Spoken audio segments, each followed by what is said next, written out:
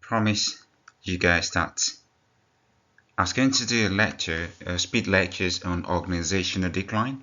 So uh, here we are, and I just want to cover that today. So I want to really cover what organizational decline is about, insight from the Weitzel and Jonsson model.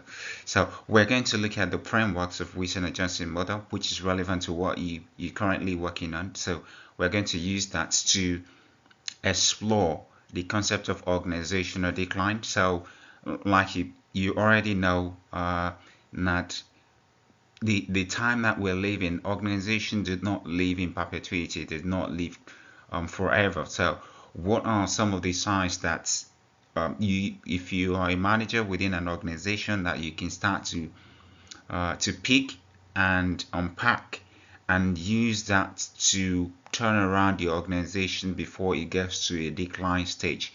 That is the essence of organizational decline. That is what we want to look at that. But before I proceed, I would just like to quickly outline some of the things that I want to cover in the course of these lectures.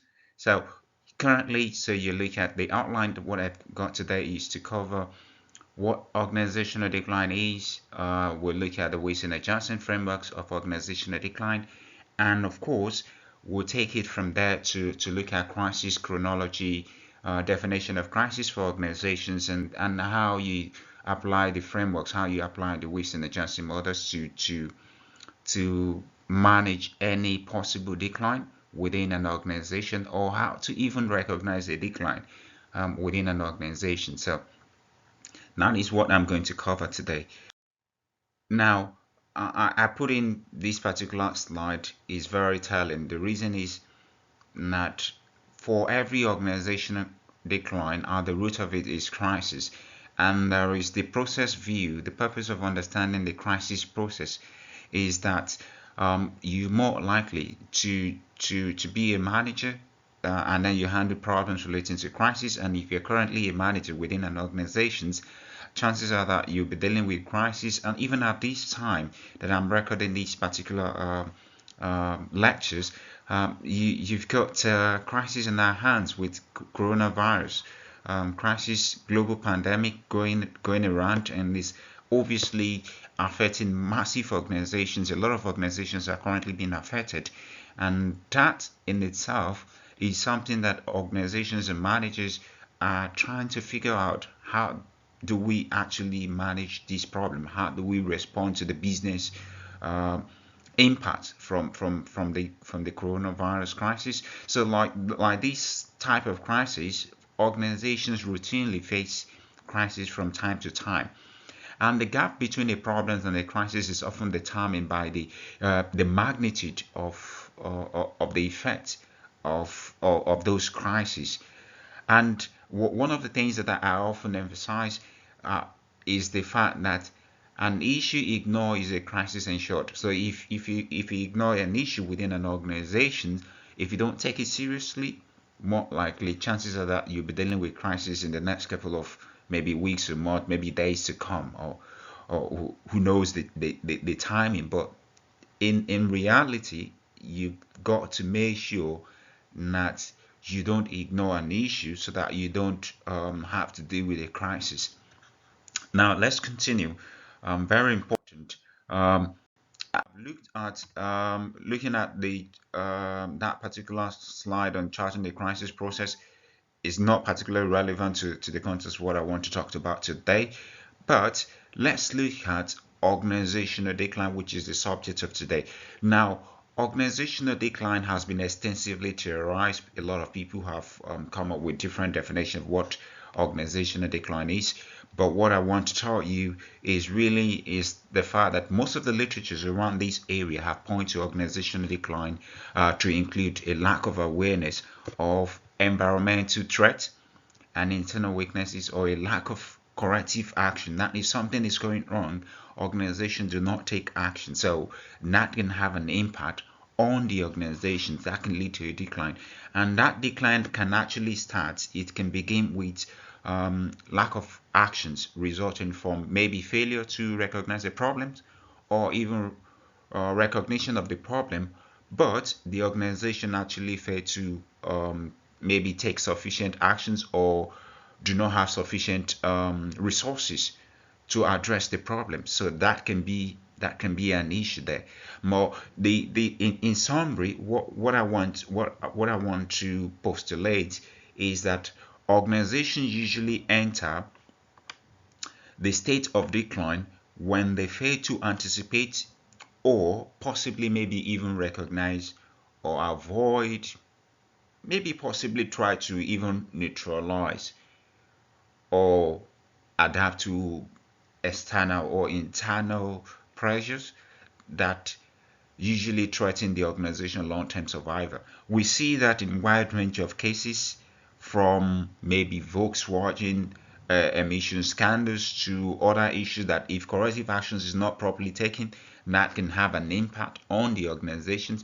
But the organization quickly identify the impact and have the resources to deal with the problems, then obviously the decline can be prevented. The essence of understanding organizational decline is to alert managers to the fact that organizations are susceptible, are vulnerable to crisis, are vulnerable to failures, are vulnerable to discontinuity. So it is important to quickly understand what are those things that can lead to decline within an organization, what are those factors, and what are the stages. Very important. What are the stages of decline within an organization? So I will talk about that. And of course, within the Weitzel and Jonsson framework, so they talked about very highly about the fact that organization is somehow blind to the early stages of decline. Now, the organization maybe possibly do not take it seriously, and or maybe take it seriously but don't just have the resources to deal with what is unfolding, or the organization then recognize the need for change but take no actions. That can happen. We've seen that time and time in a wide range of different cases. And of course, the organization takes actions, but the action is inappropriate at this stage, is not what is required, and that can lead to a point of crisis. That can create a crisis for the organizations, at which point you start to see the organizations is being forced to dissolve. Basically, that is what the whole idea of the stages frameworks is about. It's just to allow managers or to understand the different phases, the different stages the organizations can go through before it comes to dissolutions. Now, let me quickly talk about the risks of not changing. So this is really important within the within the Weitzel and Jonsson frameworks. So there are five stages of organizational decline. There are five stages, very important.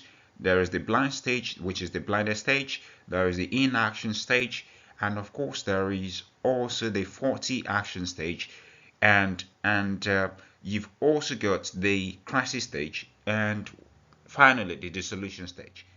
Now, what is very important to highlight is the fact that decline can be reversed by prompt actions within any of these stages. So within any of the stages, the organization decline can be reversed, can be corrected, can be managed, and it needs to be managed because, of course, you can think about the broader implication it's going to have on the organization bottom line, maybe profitabilities, maybe jobs, maybe investments of stakeholders. These are wide range area that is going to have an impact on the organization if it is not clearly and properly addressed at the very stage of it, right? So let's go to the next slide and what he's telling us. So this is the Jonsson and this is the Weitzel and Jonsson models of organizational decline. As you can see, is five stages. So I've talked about the stage one being the blindest stage, right? The blindest stage, and at that point, if you have good information, if you have good information, good enough information, that can help the organization to actually manage the problems, correct the problems, and deal with the aftermath of the problem and correct it and get it back. And of course, you move to the next stage, which, if that is not properly handled, leads to the next stage of inactions, where, of course, you also need to understand that if there's a very prompt action that is taken, if there's actually information that is available, that can be addressed as well. So it's not just about identifying these stages, but it's also about understanding the fact that organizations, if appropriate action is taken, that can be corrected, that can be managed, and that is something that is very simple for managers. But most managers don't get it, maybe possibly because they don't have the right resources, they don't have the right training, they don't have the right tools to deal with this particular stage. And of course, in stage 3, you're talking about 40 actions. So a 40 action stage, what is important there is that organizations do take actions at this stage, but maybe perhaps this action is inappropriate, is not suitable to the solution, to the problems. But what you need is to have the corrective actions. What you need is to identify the problem, diagnose the problem, and come up with a very clean and crystal solutions to the problem. And you can engage consultants, you can engage academics who are actively researching around this particular area to help to bring in fresh insight, new perspectives to the problems that you currently dealing with, and that can help you to overcome the problems. And if this stage is not properly dealt with, that can lead to the stage of crisis, which is stage 4. And at this stage, crisis management is very important. Business continuity is very important. Having a proper crisis plan in place before this particular stage is absolutely essential to deal with this particular stage. Effective reorganizations, effective management of organizational resources at this stage is key to turn the tide around, to help the organization from moving into the last stage, which is the dissolution stage. So the dissolution stage is really at the stage where it's more like a point of no return, and if care is not taken, that can obviously have a massive impact on the organization itself. So and at which stage you as you will see as I continue with the next couple of slides now, that can have an impact on shareholders, on investors, on business communities, on employees, on a wide range of stakeholders can be widely affected by the dissolution stage of the organization. Now, to put it in context, so I've just put in this particular slide to summarize each of the stages. So how do you apply each of these stages to any potential issues, any potential cases of or maybe unfolding problems, or a problem that has already existed, and you're trying to apply the frameworks to understand possible things that can happen. So possible problems that can evolve within an organization. So in stage 1, very important, stage 1 is blinded stage. I talked about that already. I've mentioned that earlier in the previous slide. Now stage 1 is the fact that organizations are unable to recognize the internal or external problems that threaten their long-term survival. So sometimes organizations maybe think that a problem is not going to, an unfolding problem is not going to have an impact on their long-term survival. You can imagine at the early outbreaks of the coronavirus happening in China, and organizations maybe in the UK, in the US, in somewhere in Africa, or in South Africa, or in Kenya, or in Nigeria, or in Botswana, or in Australia, or in Canada, wherever they may be, and there is no outbreak of coronavirus in any of those countries, and those organizations will not be thinking about business continuity plan for pandemic crisis management plans and how they deal with that, how they navigate, how they possibly think about rethinking their business model, how they generate income. and all that, employees working from home, what does that mean, what impact is going to have. So this is what blinded stage is, that the organization is unable to recognize the internal or external problems that threaten their long-term survival. And so if that is not happening, that can lead to the stage 2, which is inaction, of course, because the organization do not recognize that it's being blinded, so that can cause inaction.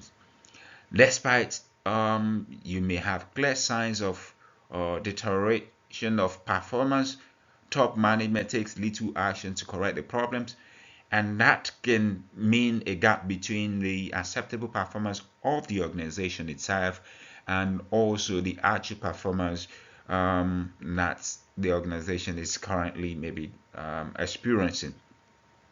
So in stage 3, you have 40 actions. At this stage, the organizations, the managers of the organizations, those who are responsible decision makers within the organizations, may have made the wrong decisions because of conflict in top management team, or that they are charged too little too late, fearing more harm than good from reorganizations. That can happen as well. So there are quite a wide range of things that can happen at this particular stage, and it may be the case that actually there are panic measures that are being taken, not carefully consider informations. At this stage, you possibly want to engage consultants, want to engage maybe academics, want to engage people who are thought leaders in this area of research that can help you to understand how you can deal with potential crisis within the organizations, what frameworks you can use, what models you can use. So that can help an organization to bring in fresh insight, as I've mentioned before, into dealing with situations like this. Now, the other point is that if that 40 actions, that can lead to crisis for the organizations. Very, very, very important there is that by which time, which is in stage 4, the crisis has arrived, organization is experiencing crisis, a radical change is needed in strategy, in business models, in the structures of the organization to deal with decline. Look at the coronavirus crisis, for example. It's become a disaster for most organizations who have no business continuity plans in place, who have no crisis communication plans in place, no organization resilience framework whatsoever in place, and how they can actually deal with the aftermath, deal with the ongoing crisis, how they can actually generate revenue. This is something that most organizations don't know how to deal with currently, and some businesses actually lack the resources to deal with the unfolding crisis across the globe, and they need help. They should call on academics, they should call on experts, they should call on consultants within this particular area to help bring new insights, bring in new initiative to collective effort to navigate this difficult moment. And of course, if this stage is not properly dealt with, that leads to the dissolution stage, at which point the decline is not reversible and the organization cannot obviously recover. So this is what the Weitzel and Jonsson models 5-stage of decline is about. Now, let me just quickly talk about chronology of crisis, as just to put an insight into from a crisis management point of view. Now, you have pre-crisis, so pre-crisis situations, you have crisis situations, and of course, once the crisis has happened, you want to deal with the recovery, right? You want to deal with recovery or from the crisis. So that is essential to note there. And so from pre-crisis to crisis stage and recovery, simple way to look at chronology of crisis within a decline framework. So now, what at the pre-crisis stage that can trigger crisis? So and of course we look at crisis as something that have the potential that is unexpected. It has the potential to damage the bottom line of the organizations. It can affect the long-term survival of the organizations. But if the crisis is properly dealt with, that can lead to success. If it's not, that can lead to failure of the organization. And of course, for every crisis contained within it the seed of opportunities, the seed of being able to recognize that there are potentials for profit, there are potentials for success. So it's not just all bad or negative and all that. Now, but you want to be able to separate what an issue is from potential problems or crisis. So a crisis normally with something that will be events that can increase the risk of failure of the business if it's not properly dealt with, and that can be something that can jeopardize the or disrupt the normal operations of the business, of the organizations. And sometimes also we know that there is that pressure to make decisions, very rapid decision needs to be made within a very short so that is absolutely important. So let's put that back within the perspective of the Weitzel and Jonsson models of organization frameworks as to try to summarize this. Now that you have what I call the blinded stage, so which is in stage one, good information can help correct that. That if that is not properly dealt with, that leads to inactions, and that inaction stage also, if you don't take prompt actions, that can lead to stage three, where the organization is now being forced to take some actions whatsoever, and that may not be appropriate to the problems.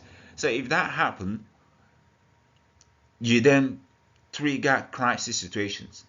So from stage one to stage three is more like pre-crisis stage, and then from within stage three and stage four is where the crisis stage happens, and obviously that can trigger stage five, which is dissolutions of the organization. The organization cease to operate, cease to continue business. But very important is the fact that you need to understand that with each of these stages, it can be managed, it can be corrected. So the idea is that you extract relevant information from the organization, from the ongoing situations, do environmental scanning, do proper scanning of the wider internal and external business environment to understand what is ongoing and see how you can manage and deal with the aftermath of the problem. So that is absolutely essential, that every stage can help understand, give an insight into the strategic aspects of the organization that can help the business to navigate through the entire process so that you don't come to a decline stage in its entirety. Now, I've just quickly, just to summarize, that a crisis is more like a turning point for any organizations where there is usually urgent need to change, urgent need to make decisions, and of course, you want to make sure that this decision leads to the survival of the organizations, because the risks of do nothing can lead to dissolution of the business, can lead to that of the organizations. And sometimes I've always emphasized the fact that sometimes business look at crisis from a matter of perception. So one person's crisis might be a mere problems, or it could be a disaster for another organizations. That is really important, that the scale of the problems needs to be looked at, and that can help organizations to know the seriousness to which they can deal with the problems. But very very important is the fact that most organizations will need crisis management plan, business continuity plans, and have a proper organizational resilience frameworks in place to deal with the aftermath of every crisis, because a crisis, as you know, could be very surprising, could be very it could be unexpected, and they found that it can disrupt the entire organizations from operating. So that is very important. But every crisis usually have early warning signs, and is left for organization to recognize that in advance and see how these can be properly managed, like the Johnson the framework, the Weitzel and Jonsson framework of organizational decline, there is usually early warning signs. It's left for organizations that well in advance of their occurrence. Now, all crises, which usually send that warning signs, signals, signs is sent. Organizations deal with the aftermath, take it seriously, manage the problems, and deal with the aftermath if the crisis happen. So that is very important. So the organization needs to be able to deal with this. Now, finally, just to summarize, that you're looking at what are the things that you can start to look at in the Weitzel and Jonsson models of decline, is that key good information, prompt actions, corrective actions, effective reorganizations are absolutely essential to turn the tide around within the decline stages, and that can cost the organization heavily if it is not properly dealt with. Finally, we know that decline affects sales, can affect the share values, it can affect profits.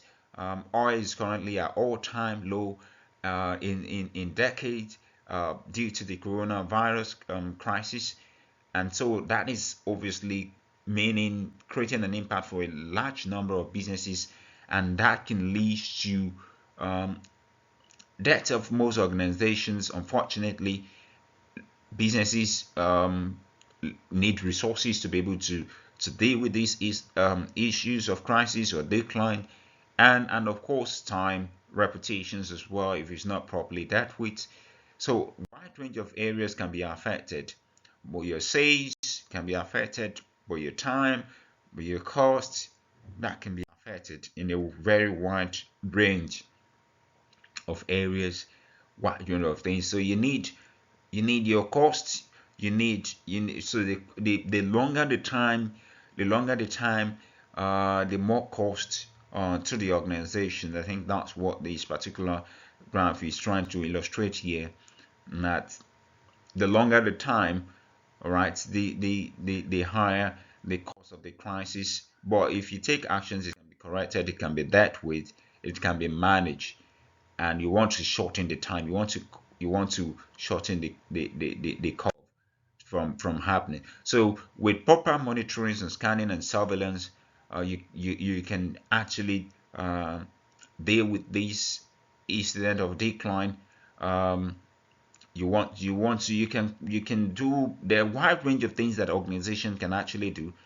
They can scrutinize their performance, regular meetings, and at these unprecedented times now, you need to call in maybe consultant and to bring in that fresh ideas into your meetings, and you want to be able to look at some business continuity insight, business continuity tools and techniques that you can use, which is beyond the scope of this particular speed lectures, that you can use to deal with the incident. And of course, finally, here we are.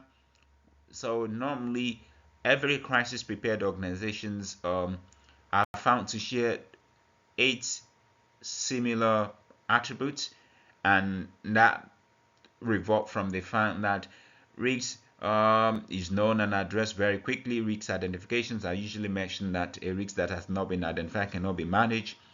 They shared visions and purpose. They quickly recover from crisis. They have very clear roles and responsibility. They have mix of skills and capability to deal with whatever things that is going on. And of course, they have crisis plans ready, crisis management ready, tools and kits ready before the crisis, before the declines happen. And they have leaders and crisis responders that are well trained, and maybe possibly also bringing consultants as well, bringing expert, bringing academic, bringing academic foremost crisis leaders and business continuity expert in the field, like us, organizational resilience expert, and they are very positive and forward looking organizations, and demonstrate leadership during crisis, and recognize the values of risk governance, of risk cultures, of also having a proper resilience embedded within the organization. These are absolutely important. So finally, you can have a look at the original studies of Weitzel and Jonsson. It was published in 1989 and all studies that was published in Administrative Science Quarterly. And of course, for some of you who may be wondering, what do I do? How do I get resources for further resources that you can use on around organizational decline?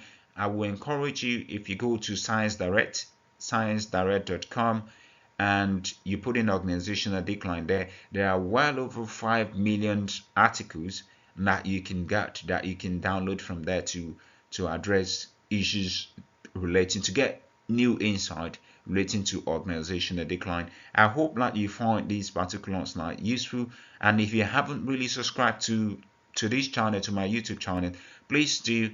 I will be doing other lectures around the topics that are essential to what you're currently working on. So put your comment. If there's any particular issues that you want me to address, put in your comment. Make sure, please, try to subscribe, and also keep safe at this unprecedented time.